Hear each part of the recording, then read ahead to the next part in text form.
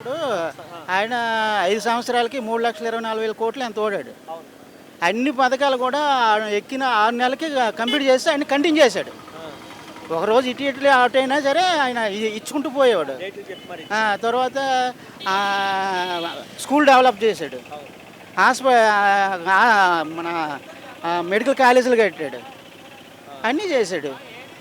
ఏది 2 లక్షల దగ్గర ఓడిశారు అంటారు. ఏది ఒక బిల్డింగ్ కట్టాడా? 6 గ్యారెంటీలు పూర్తయిపోయినా అంటున్నారు. వాళ్ళు అంటారు సార్, ఎక్కడ అయిపోయింది సార్ వాళ్ళు అంటారు. ఇప్పుడు 50 సంవత్సరాలు దాటిన వాళ్ళకి పెన్షన్ ఇస్తామని ఇచ్చారేంటి? ఇవ్వలేదు కదా.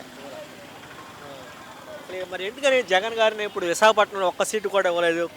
సార్ ఇవన్నీ విశాఖపట్నాన్ని రాజధాని చేస్తారు. విశాఖపట్నం సార్ ఇంత మేలు పొందిన వాళ్ళు ఓటేయకుండా ఎలా ఉంటారు సార్?